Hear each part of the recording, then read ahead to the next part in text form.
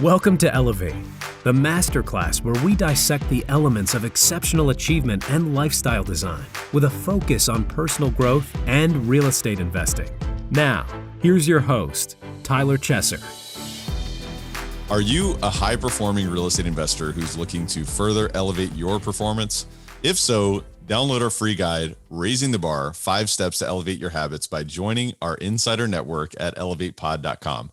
This guide, created by yours truly, has the power to put your transformation on autopilot and exponentially change your trajectory. Go get your free copy now at elevatepod.com. If you're looking to take your business and life to a whole new level and you're committed to investing in yourself, you're invited to apply for one-to-one coaching with me, which you can learn more about at coachwithtyler.com. Or sign up for the life-changing Elevate High Performance Coaching Academy, where together with our tribe, you'll learn how to elevate your game, make more money, and have more freedom. Check out the free masterclass at elevatecoachingacademy.com. Elevate Nation, welcome back. This is Tyler Chesser. I'm so thankful to have you here. And I am blessed and grateful because today I'm sitting with Christopher Dedeyan. My man, you are going to learn so much from this episode. I'm telling you, if you want to be a peak performer, today is the episode for you. And I have no doubt if you're listening to Elevate, you want to be a peak performer because this is a way that you can transform your business. This is a way that you can transform your life. You can step into the life of other people's dreams. The dream life that you've always visualized for yourself is possible, and it's possible through peak performance. I want to tell you that if you felt like you needed some resiliency to get to where you are, let me tell you, you're probably going to need more of that as you move forward, because what got you here is not going to get you there. It's not going to get easier. You're just going to get better. Let me just tell you that. And if you want to learn from one of the hardest working people that I know, one of the most value-driven people that I know, today is the episode for you. I want to tell you also that your greatest weakness perhaps is your greatest strength. And I think you're really going to learn that today from the story of Christopher Dedeyan. Today is an incredible conversation. I feel like this is my brother. And I feel like you are going to love this so much because it's going to impact you. It's going to help you transform your identity, because at the end of the day, our identity and the way that we see ourselves is the strongest force in our lives. And so today is all about making a shift in your identity, not only from what you understand consciously, but also subconsciously or beneath the surface. And really, it's about making a shift really in who you are and what you show up as. And that can be so much more profound than just understanding a new tactic or a new strategy. This is about making quantum change. And I want to welcome you back to the show where we sit down for mind-expanding conversations with influential authorities in real estate, as well as top experts in other industries and disciplines. Are you ready to take it to another level? I have no doubt we're going to do that today. This is for high-performing real estate investors who want to be and who have a burning desire to be even higher performing. It is our mission to identify and apply how the best of the best raise the bar personally and professionally to achieve greatness in real estate and beyond. And of course, absolutely today, we're going to distill the mindset, the habits, the routines, the systems, the tools, the strategies, and so much more from Christopher Dedeyan so that you can elevate to a life without limits and even more, right? You can have even more if you give to others and if you understand what your habits are and really how you can hone in that how, because as I'll give you a little hint here, Christopher says, hey, the habits are the how. Your identity is really what it takes to really make quantum change in your life. And he's going to show you exactly how to do that today. This is a masterclass for leaders and those looking to achieve uncommon results and purposeful outcomes through real estate investing, through personal growth, through other ventures, and most importantly and ultimately in their lives. If you are enjoying Elevate, just want to thank you so much for being here. I want to thank you so much for listening and, really supporting us, because at the end of the day, we and I are nothing here if it wasn't for you, our listener, our viewer. So I'm just so grateful to have the opportunity to bring these type of amazing conversations to you, because this is what it's all about. It's about giving.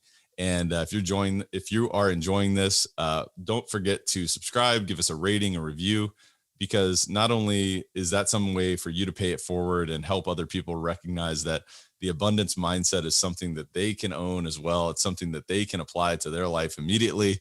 So that's a way for you to really exhibit your abundance mindset, is by giving us a rating and a review. It's something that very much helps us. And we're going to continue to bring the heat And the fee for you to be here today is only to pay it forward. Share this with a friend, share this with a colleague, family member, someone that you care about, or maybe even somebody that you don't know as well, but you really want to show them that this is a way for them to transform their life. Today is that day. I want to introduce you to Christopher Dedeyan, who is a professional speaker and peak performance expert who helps entrepreneurs, leaders, and employees alike manage stress, increase productivity, and have more energy.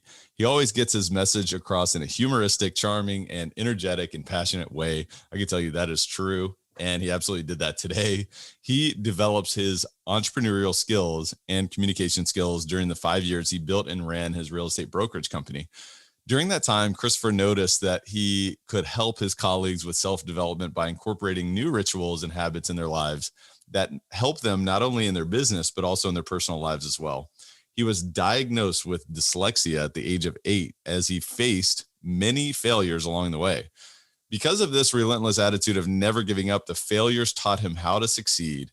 And he attributes a huge part of his success as an entrepreneur to the lessons he learned growing up in the schooling system as a dyslexic. And I think you're going to get a ton of clues today in how you can turn your greatest weakness into your greatest strength as an example of what Christopher has done here. He also helps his coaching clients to become the best version of themselves. He truly believes in self-development. He doesn't only talk the talk, but he walks the walk with himself, having 8 coaches and mentors for all facets and aspects of life. These advisors help him and keep him accountable to become the best version of himself so he can ultimately serve others. Christopher has spoken in front of thousands of people in classrooms, universities, companies, and professional associations as a keynote speaker. He has also been featured in the Les Devoirs, Canal V La Belle Gang, and has worked with the Ministry of Education of Quebec for their policy on educational success. So without further ado, please enjoy this amazing conversation with Christopher Dedeyan. Christopher, my friend, welcome to the show. How are you? I am great, Tyler. Thank you very much for having me. I know that this is going to be a fun-filled conversation. As before we started this recording, we're already going back and forth. So really looking forward to it, brother. Thank you for having me. I know. And the thing is, we were born, like 3 weeks apart, like literally 32 years ago. So there's so much that we're really aligned for. Like this relationship was built for this moment. What do you think about that, Chris? I mean, first of all, thank you, brother. I really appreciate that. And I didn't even know that it's your birthday literally in a couple of days and you're turning 32, just like I did in the beginning of the month, April 6th. So 100%, I feel that synergy. I feel that vibration. I couldn't agree more. Yeah, no, one thing that I love to start these conversations with is how other people would describe you, and really taking a vantage point and really stepping out of yourself and seeing yourself as the people that are closest to you see you. And so what I'd love to do is I'd love to ask you, your closest friends, your family members, how would they describe Christopher Dedeyan? First of all, Tyler, you're a superstar, brother. Listen, I've been doing this for a minute. It's the first time I got asked that question, and it is such a good question. Why? Because it's positioning you in a way, in a different perspective to analyze who you are in the third person. So just hats off. And if Thank somebody's you. not ready for that, that's a tough question. But on my end, I mean, there's so many ways we could look at it, but it's going to feel like I'm just going to throw some flowers on myself. Let's just hang with me for a second here. But I guess the number one thing would be resilient, would be hardworking, would be ethical, would be value driven, would be intense as well, would be sometimes like overwhelming with his energy. That could be there too. And yeah, that's what it would be. Overall, it's just somebody just go gets it, just always towards a target, and just value driven and just enjoy life. A lot of people think that as well of me. Like I have high energy and I have fun all the time and I smile. So I guess that would be it. No, that's so good. And I appreciate you taking a swing at that curveball because, starting with that in mind in terms of, hey, let's challenge each other in this conversation. And I knew that you were up for that. I knew that you were. I could just feel that about you. But I would love to know, where does all that come from? The resiliency, the hardworking nature, the value driven, and even that intensity. If you were to look back, where does that come from? Honestly, for me, it is so clear. Like I'm blessed that I know exactly how to answer that. And that comes with my dyslexia. So for people who don't know what dyslexia is, it's a learning disability that is linked up with reading and writing. And at the age of 8 years old, I was blessed to be diagnosed at a young age with dyslexia. My parents noticed that there was something wrong, noticed that I was trying really hard in school and reading was just not happening for me. So they got me diagnosed and found out at 8 years old I was dyslexic.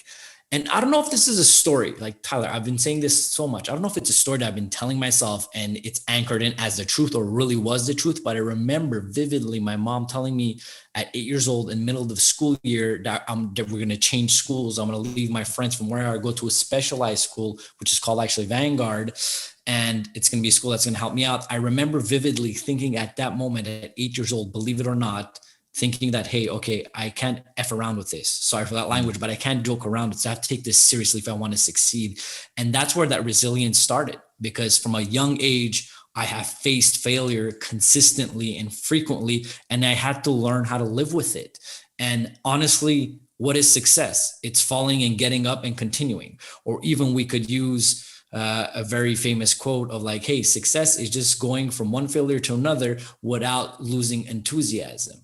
Right? So that's good. Winston Churchill that said that. And that's exactly what it is. I don't get like, you're an entrepreneur. This whole thing is about real estate investors. I kid you not. If you haven't lost thousands and thousands of dollars as a real estate investor, you're not a real estate investor. It's just the truth. It's going to happen. Hopefully at some the point. end of the curve, you're not doing it as much. That's just the truth. Yeah, no, that's so good. And it's going to happen at some point. So how resilient are you? And I couldn't think of, really a more important attribute, to be honest with you, in terms of success long-term is resiliency, because if you haven't run into that massive failure, you will. And if you haven't run into several or many, then just recognize that that will happen. And it's not about being, oh, well, woe is me and I'm scared about the future, but it's excitement, because resilience allows you to find the gift in those challenges. But, talk to me a little bit more about your upbringing, talking about the dyslexia. And obviously it's really interesting, as you described, when you were 8 years old, you actually even remembered that, like, hey, I can't mess around. I got to take this seriously. So you seriously remember that thought process as an 8-year-old? 100%. Wow. And you know what's even crazier? Like, I've never done drugs in my life. And the reason why is because of that. Because I was like, yo, I already have dyslexia. I'm like, if it is true that you smoke and you do whatever, you could lose some brain cells. I'm like, I can't afford to lose anything. So that's like, I have so many moments like that I really had to take that mindset of, listen, if I want to succeed at this, I have no choice but to put in the work. And I knew that I had to put in the work 2 times harder than anybody else being dyslexic. So that was a thought pattern. But yeah, thank you for that question. And essentially, the whole process in itself, like I mentioned, my parents realized I was dyslexic, jumped from one school to another until they found the specialized school called Vanguard, which is a school specialized for students with learning disabilities. And at that point, when I got into that school, I started understanding what dyslexia was. I started being more comfortable with it because I had the proper tools, attributes, and the proper teachers around me that were able to give me the tricks, the methodologies to live with it. And oddly enough, now being a coach, I have a lot of clients that are extremely successful entrepreneurs, and they are dyslexic, but they've never learned how to live with it. And I teach them a lot of like how to use this, how to use that to really optimize your skill assets and your capabilities to bring it to the next level. So yeah, that was the whole like bring up in itself. And that's how I really got into speaking and coaching. It was really just like kind of lucky how it happened, to be quite honest. And yeah, because I was actually a real estate broker. That was my career. And then there was a shift that happened that got me into the speaking industry and the coaching industry.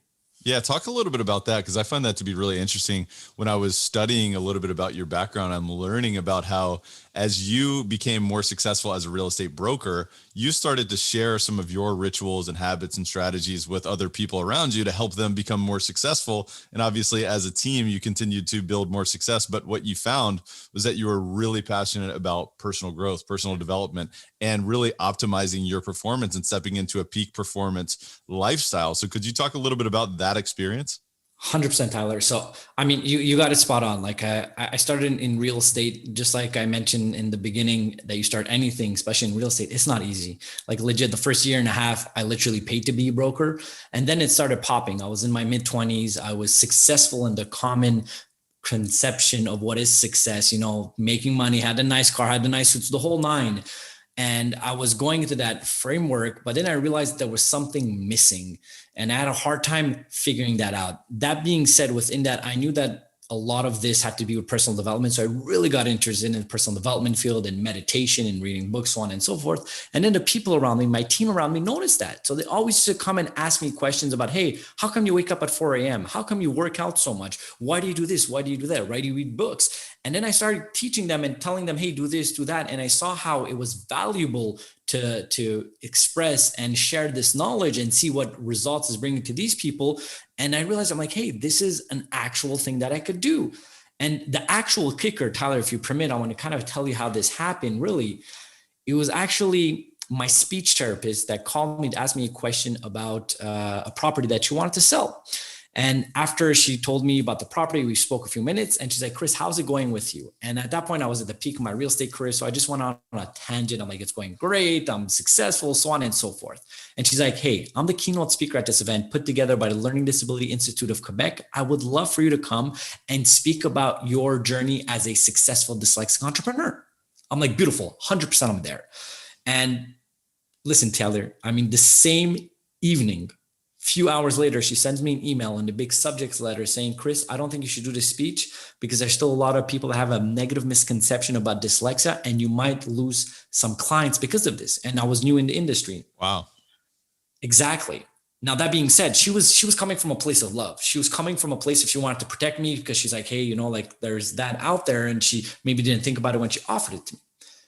On that same email, I wrote, Bridget, I think I should do this speech. I'll call you Monday to talk about it. Why?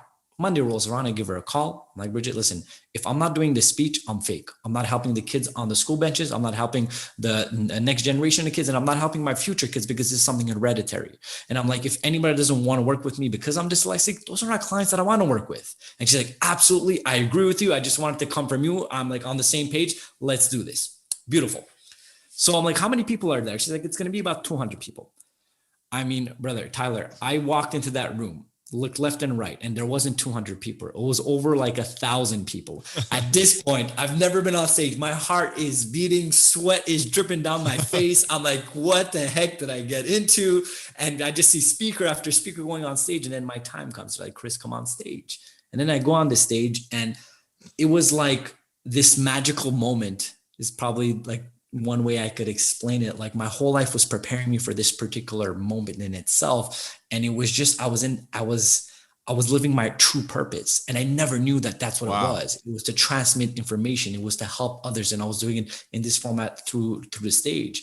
And what happened afterwards with somebody that, you know, are a common connection, Trevor watched my speech and I had hired him literally to be my coach 2 weeks before that speech. And he watched that speech and afterwards he said, Chris, you hired me to train you to become a peak performing broker, even more than what you are right now. He's like, that's not what we're going to do. He's like, you're meant to be a world-class speaker and coach. Wow. I'm like, Trevor, what are you talking about? I'm like, can we even make money in this? I'm like, is it an industry? Like, I didn't know nothing about it. He's like, not only are you going to make money, he's like, you're going to be one of the top ones in the industry. And that's how my career completely shifted. I completely found my purpose. And then I just jumped from literally one business to another.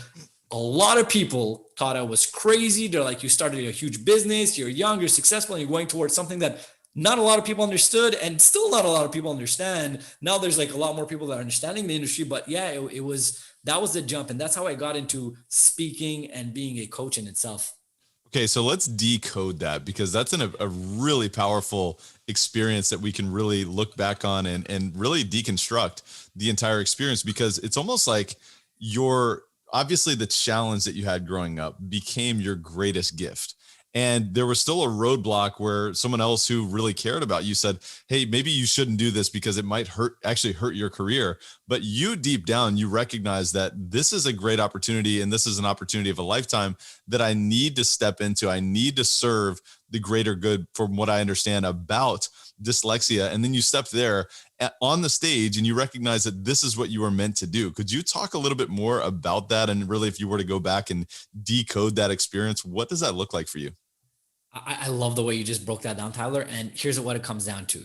I've never taken a decision that was the most valuable without listening to my gut. It's you feel it within you. And a lot of the business deals I've done, the meeting up with the right people, so on and so forth, when my gut felt it right, I went for it. Then I look at it in a cerebral way, like, hey, does it make sense? Does it not make sense? Or whatever the case is. I don't do it the other way around. And an analogy I could give is buying a Ferrari. There's no logical reason anybody should buy a Ferrari. It just doesn't make sense. I'm like, you're buying a $500,000 car when you could buy a Civic that's going to do exactly the same thing. Why do you buy a Ferrari? Because it makes you feel good, because you enjoy it. And there's like this gut feeling around it. And it's like, it's pleasurable, right? So you buy it out of that emotion, out of that reason of being, and then you know logical why you have it. The logic comes afterwards. And that's the same thing when it comes to things like this. So if I would have repressed my actual gut instinct pulling me towards something, then I would have never succeeded. And unfortunately, Tyler, there's a lot of people that do that within their life, and they repress it, calling it out of practicality. Maybe they repress that business that they want to start. Maybe they repress quitting their job. Maybe they repress that big deal that's maybe stretching them a bit more, but they repress it, calling it out of practicality because they have bills to pay, because they have kids, they have this, they have that. And all that is true. I'm not saying it's not true. I'm not saying it's not going to hurt, but you have to be very eloquently in touch with yourself and listen to your gut, because it already knows where you should be going. You already have that calling and you should go towards it. So that's the way I would speak towards that. And that's how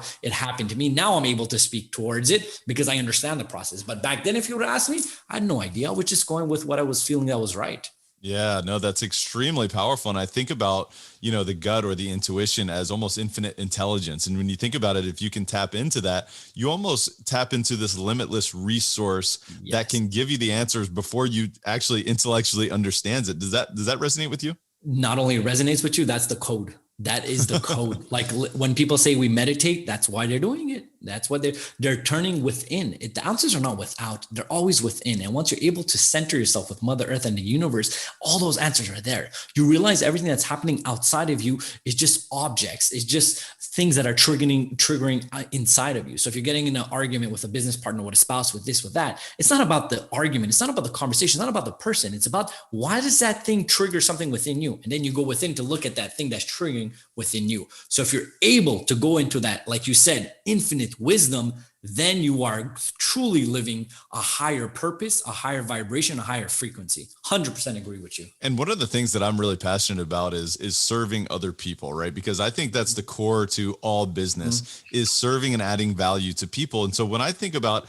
adding value to other people, I believe, and I'd love to hear your thoughts on this, Christopher. I believe that if we can use our intuition to sense what's not being said, we have a greater capacity, a greater degree to be able to serve other people. And so I believe that comes from training your intuition. I believe that comes from listening. I believe that comes from tuning in instead of just using our mind. Do you agree with that? What are your thoughts around that? 100% agree with it. 100% agree with it. So first and foremost, talked about value. Everything I believe in as an entrepreneur, as a human being, should be value driven. Should always be value driven. So much so, like, I'm a huge fan of capitalism and like this whole society that we live in, like, work and earn the most money. Beautiful. The only thing I think that could be tweaked is capitalism with empathy and value driven a bit more. I do believe we're going towards capitalism that just a bit more on the greed side. And we're talking about not everybody, but greater picture. If we're able to have more value driven entrepreneurs, and there are a lot out there, but if we're able to take it to the next level, that's when I believe society is going to go forward with more love, joy, happiness, respect, and empathy. And that starts with value. And value could be as easy as giving your service, putting a product out there. Let's take an example, Steve Jobs. By him living his true purpose, he created this phone that created millions of industries subcategorized to that. And did it bring you value? 100% he brought value.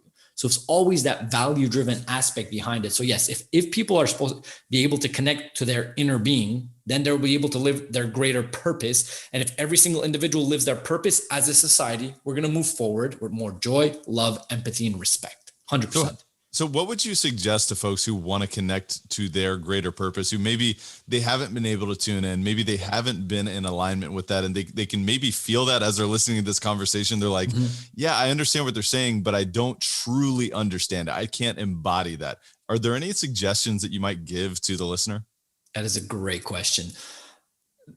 I would answer it in twofold. First and foremost, it's probably the thing that you are afraid of that scares you a bit. Okay. And let me just define that. There's a difference between danger and fear. If you after hear this, you're like, hey, Chris told me to be afraid, and then he's going to go on a building and jump off the building. Oh, I'm scared. No, brother, that's dangerous. That's just stupid. Okay. That's completely not what we're talking about here. What we're talking about is maybe you're somewhere and you see that pretty person across the table and you're like, yo, this person looks really cool. Let me go up to them. That fear is there. But if you listen to it, you're going to sit down and never meet that person.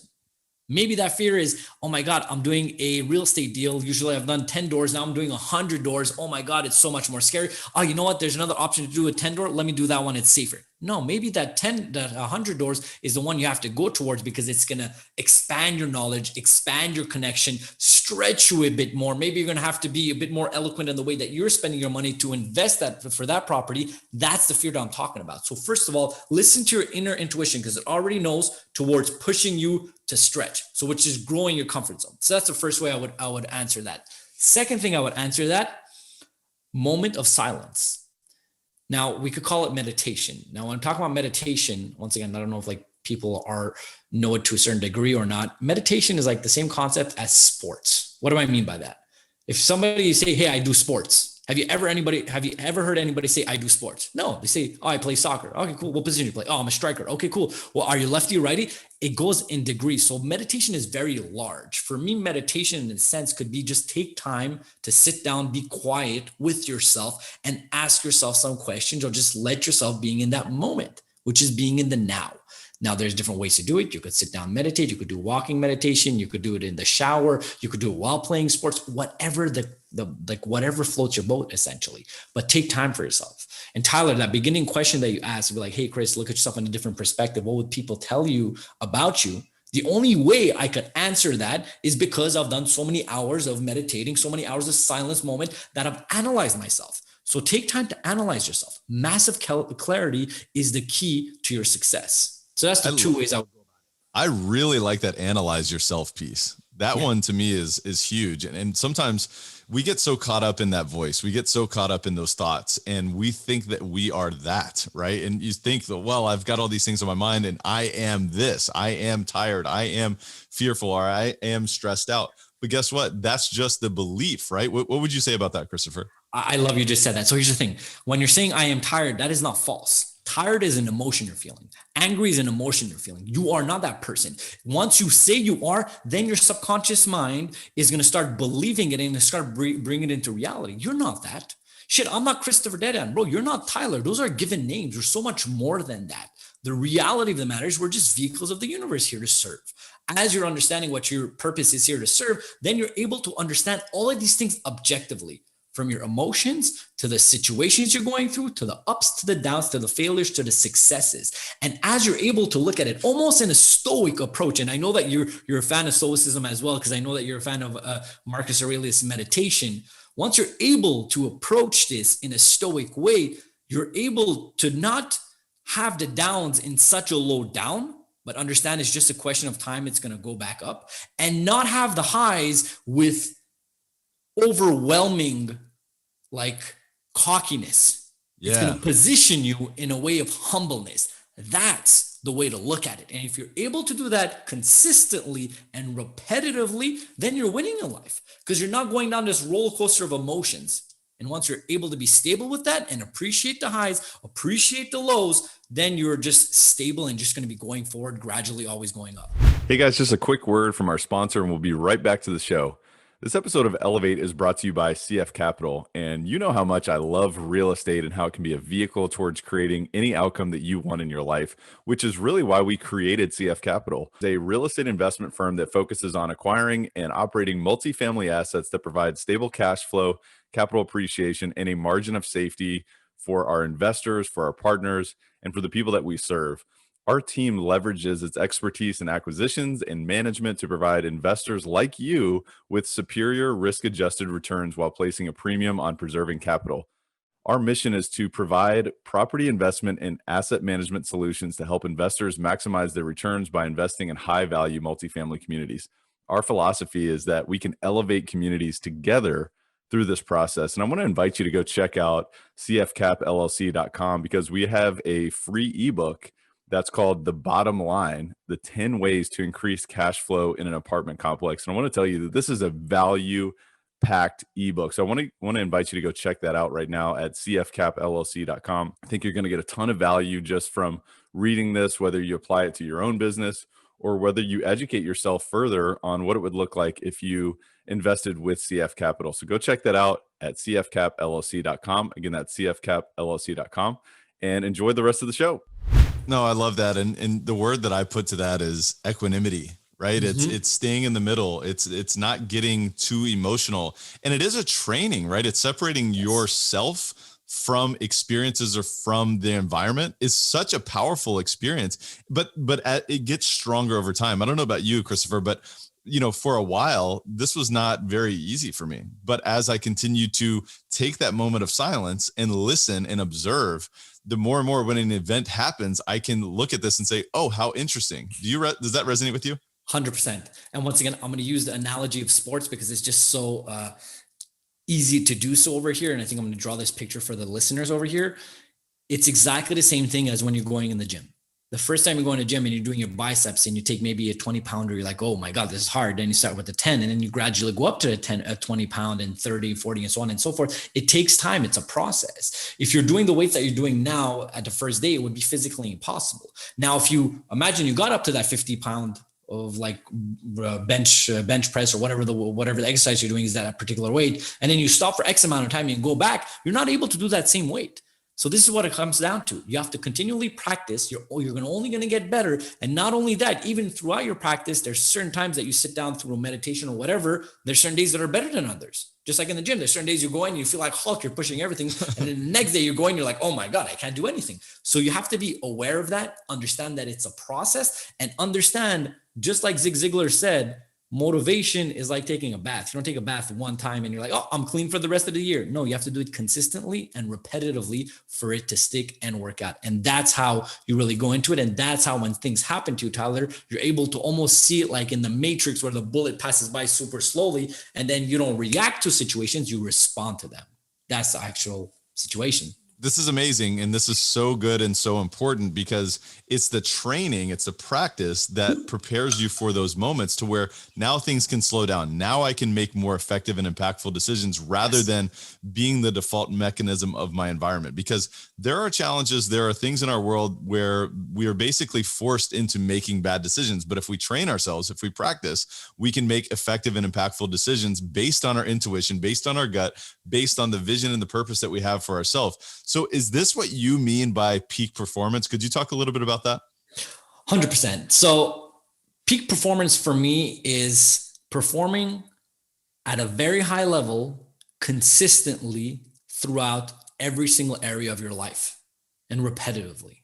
And it's not always being on 10 on 10 because it's not possible. Let's just be honest. It's being 8 on 10 consistently, 7 on 10 consistently. And even if you have a down day, because it's completely normal that you do, you appreciate it and you give your 10 on 10 for that day. So if you're having a down day and for you just writing one email is like the win of the day, then that's what it is to be peak performing. It's just pushing to the max of your capabilities for that particular moment, not comparing it to yesterday, not comparing it to tomorrow. It's for that moment. Does that make sense? It's almost like regulating and managing your habits and being aware of your, not necessarily your habits, but your energy for that moment. Am I understanding that correctly? 100%. And you did mention habits over there. Habits is the how. Habits is the vehicles to become a peak performer, because there is no other way to get there without the proper rituals, without the proper habits, and without the proper systemization within your business and life. Because if you don't have that, then it's just not going to happen. If you're approaching it with your eyes closed, you're just not going to succeed at it. And the way to go about it is with your habits, your rituals, and that's what's going to make you a high achieving individual. And once again, we could use analogy of professional athletes. We could use any analogy of a book author. It's what they do every single day in a repetitive way that compounds over time that gives them big success. And this is where people have sometimes difficulty understanding. They think success is sexy. Success isn't sexy. It's not that big deal. It's not that $1 million deal. It's not that, wow, I'm an author. It's not, it's what they do every single day in such a boring, repetitive way that compounds over time. And then a little while back, they look back, they're like, oh, wow, look at where I'm at. But it's because they woke up every single day. They did what they needed to do. Maybe they wrote a chapter every single day. They wrote a page every single day. They went to work out every single day when they didn't feel like it. They called that broker every single day when they didn't feel like it. They went out running when it was raining. Whatever the case is, that is what it really is when it comes to success and peak performance. No, it's so good. And I almost feel like you fall in love with that mundane. You fall in love with that boring, the ugly. It's like the ugly, but then you make that ugly sexy over time because you become so obsessed with it and it becomes a part of you, who you are. And you mentioned as habits being the how, right? And habits, and then the identity that you create as a result of committing to that consistent, persistent action over years at a time is what really creates the sexy circumstances, as you just mentioned. I would love to know, like, for you, Christopher, what are some of the habits that have been extremely important for you, or even the rituals that really set you up for living that lifestyle? So for me, 100%, it's my morning and evening rituals. 100%. Anything that has to do in the middle of the day, I call it my firefighting moments when I'm running my business as the CEO of Dedeyan Enterprises, talking with my employees, with my subordinates, with my clients, and so on and so forth. But everything else that has really built my business is my morning rituals and my night rituals. And how it starts, if you permit it, every single morning I wake up at 4 a.m. From 4 to 4:20 approximately, I meditate. After my meditation, I go into my office and then I do my visualization, my affirmations. And after my visualization and my affirmations are done, then I go and I set my gratitude works. I do 3 things that I'm blessed about. I always write that down. And it always surprises me that I've never repeated myself, which I have so much to be blessed about as you start really looking about it. And then once I'm done that, then I go and I set my intention for the day. I look at everything that I have to do. And then I set an intention. Like, Tyler, today you were in my agenda, and I'm like, all right, cool. I'm gonna have this amazing conversation, connect with this beautiful soul of an individual. And what's the purpose of this? And I set a purpose. I'm like, hey, I want to connect. I want to be here and give massive value. Because if I don't do it in the beginning of the day, throughout the day, I'm just running here or there. Like, there's so much happening that I don't have time to really take that step back. So not only I'm doing it, but I'm setting it for my reticular activating system, which is essentially a part of your brain that's the filter of your brain. And we could talk about that in an instant, but I'm setting the information that I want. So subconsciously, it's already giving me the words. It's already giving me the things that I need to tell you guys during this moment. And the same thing I do is when I have a business call, when I have a discovery call, when I have just a connection call, whatever the case is. Now, once that's done, then I'm in my mastermind moment, which usually is anywhere between 45 minutes to an hour and a half, pending where I'm at within my process. And that I start creating. I don't do anything that has to do with clients, reading emails, responding to my colleagues, my partners, any of that. All I'm doing is I'm creating. So I create content. I am in just development, because at that point, my mind is the most efficient, the most creative, and the most effective at its work. So I just highly create that. Then I go work out. I do CrossFit 5 days a week. So from 6 to 7, I'm doing CrossFit. Then I come back, read for 10, 15 minutes. Then I'm hitting the shower. 8:30 is usually the first coaching call I have, or the first activity, pending where I'm at within my day, because I have specific activities per day for my week. So that's how that works. And real quick, my night routine, pending if we're summer or winter, my sleeping patterns change. Obviously, with the sun, my circadian rhythm changes with that. Obviously, in the summer, if the sun goes down at 9 a.m., 9 p.m., I'm not going to bed earlier. But during the winter, I go to bed around 8:30, sometimes a bit earlier as well. And my night routine is an hour to 30 minutes before going to bed. I don't look at any electronics. I'm not working at anything. I don't want any blue lights. All I'm doing is I'm meditating, reading a book, then going to bed. So I'm preparing myself for that cool down moment. I can't just jump into bed. It has to have a cool down. Usually I take an hour and a half to an hour to get that process. So that's, in a real quick way, my framework that has really brought some success towards me. Yeah, no, that's beautiful. And you're the first person that has said that, you know, in each season or in different seasons, you have a different circadian rhythm. And I think that really resonates with me, because the more I've studied and learned about sleep and the power of sleep and the importance of sleep, you recognize that we are on a circadian rhythm, and each of us has perhaps a slightly different circadian rhythm. So what resonates with you, and recognizing that perhaps obviously the sun and the melatonin and all these different things will impact your level of sleep. And so being flexible and being nimble, but also that nighttime routine, I find to be extremely important. As I read my Aura Ring stats every night, I look at it and I say, well, how can I maximize this? How can I maximize my deep sleep, my REM sleep, so that I can show up the next day and be the greatest version of myself? And thinking about this cool down, I think, is extremely important. And thank you for giving us an insight in terms of how the bookends of your day. And I know we're going to get to books. We're going to talk about books here shortly, which I'm really excited about. But you were talking about something that is highly important, and I'd love for you to just go a little bit deeper on the reticular activating system. So how has that showed up for you, and how do you support that beautiful device that you have within your brain? So first of all, awesome recap right there, because everything you just said was golden, like spot on with all of that. And it's very important to know your sleeping patterns. I'm glad that you used the Aura ring. I've never used it. I have some of my clients that use it, or other type of like measurement tools to see your sleep. So that's amazing. And it is good to understand your melatonin levels and your serotonin levels, how it works when it starts secreting. Real quick, 2 hours after the sun goes down, your levels of melatonin goes up, but your melatonin is essentially the drug within your body that makes you fall asleep. And serotonin is the opposite, that makes you wake up. And once you're using your blue screens, which is your computer, your cell phone, your TV, your serotonin level is going up. So that's why when you're like tired sometimes and you're watching Netflix and you're just going to the next show, you feel tired, but at the same time, you're kind of in a zombie state. That's because your serotonin and your melatonin levels are completely counter-activating and you're just feeling like a zombie, which is not good for your recovery. So that's just one aspect over there. Now, when it comes to the reticular activating system, jumping from one thing to another, but follow me, people. So good, though. So good. The recovery is so important. So I just wanted to highlight that. That's amazing. 100%, Go ahead. 100%. So when it comes to your reticular activating system, the best way I could explain it, it's like the filter to your brain, to your mind. Right now, Tyler, we see over millions and millions of elements. Right now, you're looking at a laptop, there's a light, there's colors, there's this, there's that. There's so much happening. Your mind doesn't have the capacity to assimilate all that information. So what it does is the reticular activating system takes the information that it thinks is pertinent to you and gives you that information. Now, the question I'm going to ask you, Tyler, have you ever bought a car before? Oh, yeah, absolutely. Beautiful.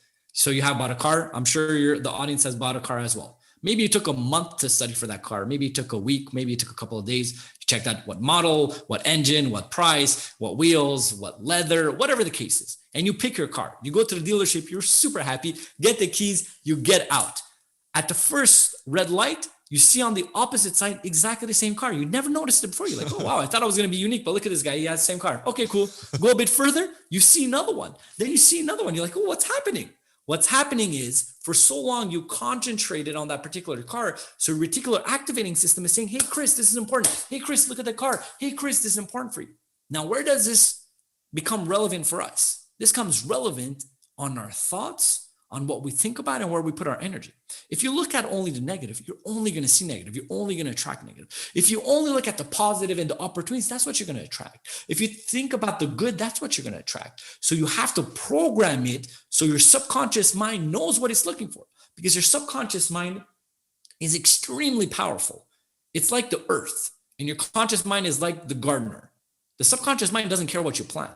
You could plant a beautiful apple tree and it'll grow and give you so much abundance of apple, just like you could plant poison and it will give you that in abundance as well. So that's why you have to utilize these techniques and understand the biochemistry of your mind to utilize it for your advantage to be a peak performer. So a lot of that is the things that I coach on, I teach on as well, because I'm just such a geek of the human body, and more specifically the brain, the mind, and how to utilize it to our advantage to become peak performers. Sleep goes into that as well, and so many other things. Christopher, this is beautiful. Let me just say, the way that you laid that out and described the conscious mind as the gardener and the subconscious mind as the garden, that is such a beautiful image. And if you really think about it, we have the consciousness to make those choices, right? We have the consciousness to shape how does the subconscious mind manifest our reality. And I think that's such a beautiful distinction. And if you think about it, with our subconscious mind being 95% of our brain, that has so much power over the future that we create, whether it's in business, whether it's in our relationships, whether it's in our health, whether it's in our happiness. I mean, this is one of the most powerful parts of any of the conversations that we've ever had on this podcast, because this is what it's all about. But one thing that you talked about earlier was stoicism and, really separating yourself from, your environment, and also experiencing that equanimity and placing that into your practice.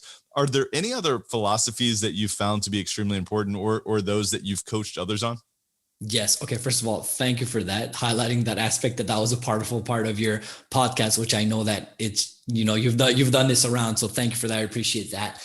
And yeah, I'm a huge fan of philosophy, and not only philosophy, but history in general. You want to find out what's going to happen in the future, just go read a history book. You want to find out what's going to happen with COVID, just go read what happened in the Spanish flu and so on and so forth. Read what happened in the roaring 20s. Like, guys, get ready. We're going to have a roaring 20s right after all this opens up. People are going to party for a minute. So there's some opportunities for that. There really is. So if you're an entrepreneur, you have to be aware of, like, okay, wait a minute, let's be on the other side of this curve when this is going to happen. Like, there is going to be all that. Anyway, so that's that. Now, when it comes to your question on the aspect of there are some philosophies that I follow. Once again, I'm going to stay in the stoicism world here and say memento mori. Memento mori is a Latin sentence, phrase, or word that means be aware of your mortality. This is probably one of the most powerful things that I do and that I have seen repetitively in books. Like I read just over a book a week. Last year I read 52 books. At this point, I'm at like 16, 17 books in the year, if not more than that. And I am just so surprised how many people bring that up. And now where is this important to us? Memento mori means being aware of your mortality. So there's moments that you should think about your death. There are moments that you should think about your funeral, about people coming up and talking about you, just like Tyler did in the beginning about me. Hey, what would people think about you? This is a huge exercise to position yourself. One, what does that do? It clarifies that we're all going to die, which is okay. Second, it clarifies that we have an X amount of time on this earth. So are you actually utilizing that to your best of your advantage? Third, it clarifies that how do you want people to see you once you're gone? What is your legacy going to be? And that is just the most beautiful equalizer in the world. I don't care if you're the president. I don't care if you're freaking Tony Robbins. I don't care if you're the Pope. I don't care who you are. We're all going to die.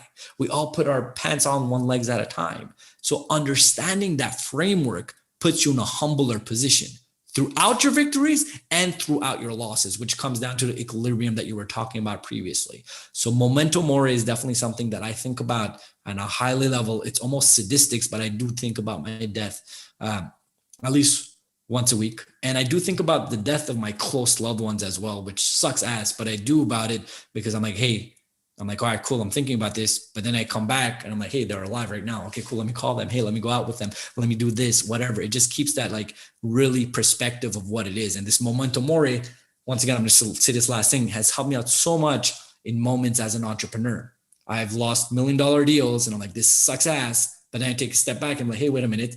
I could be dead, or God forbid, my mom could have died. What would be more, what would I want more? To lose this $1 million deal or to lose my mom? I'm like, fuck this, my $1 million deal. My mom's shit, that's cool. And then instantly I change my framework and I'm like so happy. And you know what? I attract another $1 million deal, $2 million deal, $5 million deals, and then so on and so forth. So it's that perspective that helps me out a lot. Okay, so that the last piece is what I really want to hone in on, because you talked about obviously the energetic shift that occurs when you recognize, hey, guess what? But I'm grateful for my life, and then you put yourself back in the position to attract a new opportunity. Could you talk a little bit about the importance of that and why that practice has led you to the place of not wallowing in the failure of losing the $1 million deal, but setting yourself up in the position to gain the $2 million deal, the $4 million deal, what have you? I love that question. And once again, this comes down to emotions and how to deal with it. Now imagine, let's keep on using this analogy of losing the $1 million deal. When that happens, you're allowed to be angry. You're allowed to be frustrated. Now here's where the mistake happens that most of people do and they don't even know, is that they allow that anger to control them for a determined time that they haven't determined. What I mean by that is that they're controlled by that anger. Maybe it's going to be a day, maybe it's going to be a week, maybe it's going to be months on end. You're just only going to talk about that $1 million deal would have changed my life. And now you're 2 months later, you're still talking to your neighbors about it, this, that, and the other. But think about it. That energy that you're using negatively for X amount of time, you could have switched it and toward it something positive, and you would have attracted something positive. Now, that being said, that loss of that $1 million deal is extremely important, but you decide how long you want to be there. Maybe it's 5 minutes. You're like, you know what? Let me be angry for the next 5 minutes. Maybe it's a day. Maybe it's a week, whatever the time frame is, pending what the situation is. Obviously, because per situation it changes. But once you eloquently decide how long you want to stay in this negative emotional home that I call it, then you embrace it. You take from it, you learn from it. Then when the time is done, you're like, I'm done with this. Now let's go back into my positive emotional home, which is somewhere that I decide to live 90-95% of the time. I'm like, Jet, let's go. Let's live there. All right, I lost this. Now what can I do to get it more? As you're able to position yourself, not only as the actor within your life, but as the director, and you're able to see what's playing out, then you're able to take the proper decisions, and you see that you have the role within both parts. You're not just acting, you're 100% controlling what's happening within your life in some way, shape, or form. Christopher, this is an extremely, extremely powerful conversation. I just really want to thank you so much because you're opening up the eyes of so many listeners as to what is possible, right? And thinking about, hey, guess what? I am going to die. So what I'm doing today is so important. And you think about this momentum mori. I go back to that because I really am curious, like, what are you most excited about now as you connect with, hey, you know what? This isn't forever, but there is a present right now. What are you most excited about these days? That's a great question. Honestly, it's so effed up. I'm getting a bit philosophical with you guys right now. I'm excited about building my business, Dedeyan Enterprises. I'm excited about that. I just hired my 5th colleague employee that I'm offering these great opportunities for people to put food on their table, to clothe their kids, and so on and so forth. I'm just blessed and happy about that. But more than that, I'm excited about what the universe is preparing for me. And once again, this has nothing to do about Cockett. This is not about Christopher Dedeyan. It's about what is my life calling as a vehicle. And what I'm doing right now is beautiful, but I feel like there's something else that life is preparing me for. And I'm just excited to live through that process to see what it is. I have no idea what it is, and we're not supposed to know. Like, just like Steve Jobs says, you can't connect the dots looking forward. You can only connect it looking backwards. You just have to have faith that some way that these dots are going to connect. So I'm excited to see what life has to offer, because I do know that he's preparing me for something bigger. It's always been bigger than me. It's always been to serve others. It's always been to bring more value. And it could be as simple as having this connection, as simple as I said one thing here that maybe just resonated with somebody with one way, shape, or form. And then they said that to somebody else, and then that resonates to another person. It's this common good, this common helping. So I'm just excited about just helping others, bring massive value, and just impacting 1 billion lives before I die. So that's the way I would answer that. That's it, man. You know what? You are really inspiring me because, just your goodness and your openness to, hey, what's next? And I think that's something that the listeners can really resonate with as well, because there's always something next for us. There's always something that we're being set up for in a bigger way. So being open to that, I think, is just so powerful. And it resonates with me so deeply. Christopher, what an amazing conversation. I want to continue and I want to transition into our rapid fire section. We call it the rare air questionnaire. It's all about the uncommon nature of this conversation. It's all about really what you're all about. And I just so much appreciate this. Obviously, you're a huge reader, someone who reads more than a book a week. I'd love to know, if you were to point to 2 or 3 of the most impactful books that you've read over the past couple of years, what would those be and why? Okay, most impactful books. So here's the thing, Tyler, I love that question and I hate it at the same time. Let me explain. I know exactly what you mean. I'm with you 100%. So here's the way I'm gonna kind of unpack that. Now, why do I hate it? It's because when people ask me, hey, what are your most impactful books or your favorite books? It kind of stipulates that you need to read 1 or 2 books to get the answer. And that's not the truth. The truth is you have to be a reader. It's not about reading 1 book and I finished it. It's about going on to the next one, going on to the next one. It's that compound effect, once again, of the common knowledge you're gaining from a politician, from a philanthropist, from a CEO, from this and that. That's going to make you better. So first and foremost, if I could invite your readers, not your readers, but your listeners to read consistently, that's the number 1 thing. So it's not about 1 book.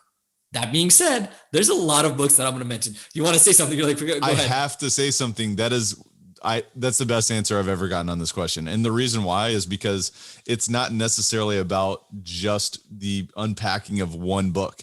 It's about the process of who you become. It's about changing your mind. It's about training your brain. It's about the habits and the creation of reading and learning and growing and questioning and updating your knowledge. So thank you so much for that gift. That was amazing. That was beautiful. So I am glad that resonated with you. And I had a pretty good idea it was, because you read a lot and you know exactly what I'm talking about. So that's 100% one thing. And another part to that is, as well, everybody's perspective and everybody's journey is different. So 1 book could resonate with you like crazy and it's not going to resonate with somebody else. So it's only going through a lot of the books and letting yourself be attracted to a certain book that you need to get attracted to for that particular moment that's going to help you out. Now, that being said, let me just rapid fire some books that changed my lives. And I think these are, as I looked at your list as well, I know some of them are going to resonate. first and foremost would have to be Think and Grow Rich by Napoleon Hill. I think that's the top of the list, almost like the Bible of like personal development. So that's up there. Another one that did it for me, and I'm sure a lot of your listeners are going to agree with, is Rich Dad Poor Dad by Robert Kiyosaki. A lot of real estate people have started with that, but not only real estate, just have a different perception of like, oh, wait a minute. Oh, there's other ways to think. Oh, there's other ways to approach this. There's a rich and a poor way, and that whole aspect. So that was amazing. Other than that, I am a huge fan. And now I'm just going to go like names of some authors. I'm a huge fan of Robert Greene, The 48 Powers of Law, The Law of Human Nature. I'm a huge fan of Dr. Joe Dispenza, the Power of Placebo, as like understanding that whole dichotomy and understanding your mind and how to fix certain things with it, with meditation and so on and so forth. That's another one. Other than that, I mean, I could name it till tomorrow morning. I'm like looking at my books right now, but yeah, I feel like those ones really nailed it home with me. Another one I can mention as well is As a Man Thinketh by Viktor Frankl, a Auschwitz survivor. I mean, this is what I'm talking about. Well, I don't know about you, brother, but I don't have the opportunity to sit down with somebody that gone through a concentration camp. That's just crazy. No. And then if you have this opportunity to get a book and read 200 pages that has been eloquently worded and put together for you to read, you would be, sorry to say, stupid not to read it. And not just this one book. I'm talking about books in general. Like my last year, I do always like a top 10 and have it on my YouTube channel, my top 10 books of 2020 that I read and whatever the case is. And the top book was Bob Iger's book. He essentially was the CEO of Disney for 15 plus years. This man was a CEO of Disney. He bought, when he was with Disney, Pixar. He did the deal that got Fox under Disney. He did the deal that got Star Wars under Disney. And he did the deal that got Marvel under Disney, even before Marvel put out any Marvel movie. Think about the knowledge this man has. And at the end of the book, he goes about telling everything that he's learned. Another one, like this is the last one I'm going to say because I could rant about this until tomorrow morning. But I know you have this on this list and I want to bring this up. Shoe Dog by Phil Knight. He's the co-founder of Nike. This book was probably one of the most eloquently written books I have ever read. Completely surprised me. Those are the books I love the most. I'm just picking it up and I don't know. And then I start reading it. I'm like, what the heck? This book tells you the journey. It explains the journey of how he started Nike. And throughout the whole process, you're almost thinking, oh my God, this guy's it's never going to make it. It's not going to happen. And you know what Nike is now, a multi-billion-dollar industry like company. But like, as you're reading, you're like, oh, this is never going to happen. This is never going to happen. So there's a lot of ways as an entrepreneur that you should read these, because what it does is, this is where it comes in really important. It breaks apart that comparison that everybody does. People compare somebody else's step 75 to your step 17. It doesn't mean you're not going to get there. You're just comparing their step 17. You want to see their step 7 and step 17s? Go check out their books. You want to go find out how come freaking Kevin Hart is killing it as a comedian? Go read his book. How many times did he struggle? He got freaking like food thrown on him on stage. And now he's selling out arenas, selling out freaking like crazy everywhere. So it's that process that is really important. And back to the Phil Knight, the last 2 pages of the book, if I remember correctly, he says, I wrote this book for my grandkids, and these are the top things that I learned about life.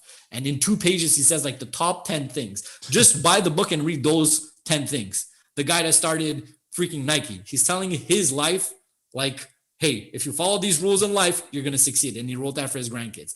So if you're not reading it, then you're not getting it. So anyways, that's my little rant about books and all that stuff. Yeah. Oh my gosh. I mean, we could have 2 hours of a conversation just about books. I can see that right now. And the other piece that I'll just say is that when you start a book and when you finish a book, you're a different person, every single one. And when you compound that, the compound effect of your identity and who you become and the ideas that you create and, you know, the wisdom that you can instill and bring from other people without going through the pain that they went through to bring that to you is an amazing, amazing gift. And the other thing too, is like, I was thinking about you had me thinking about a book called What It Takes by Steven Schwartzman. And at the end of it, you know, the guy's worth $50 billion. He's one of the richest people in the world. He started Blackstone. And at the end of it, it's like 3 pages of like, here's my top 10, you know, suggestions for you. And it's like, this is crazy valuable. And it costs you $14 to buy the book. So all it does is it costs you time. It's a time investment. So man, our passion for books is palpable, and it's definitely, it's so funny because our friends, the friends who know us, they're like, I can't wait to hear them talk about books. I already know that. I already know that right now. So my man, that was amazing. I would love to know from you, aside from, the habits that we talked about earlier, the nighttime routine, the morning routine, what's the biggest way that you elevate your life on a daily basis? Okay, great question. And I have like a bunch of questions for you as well. I feel like we can run. I'm trying to be respectful for your time because I know that you have a time frame for this podcast. But what's the best way that I go to the next level is my why. Once again, I think we kind of talked about it, but it's the reason why I'm doing what I'm doing, and that's to respect our creator, your creator, the universe, to what he wants me to do. And that's the best way I do it, because it gets hard, man. Like, entrepreneurship is not easy. This journey is not easy. If anybody tells you otherwise, they're lying or they're just ignorant, unfortunately. So the only way you continue is when you know that, hey, there's that purpose. And for me, my purpose is, in some way, shape, or form, this might be crazy, but I want to impact 1 billion lives before I die.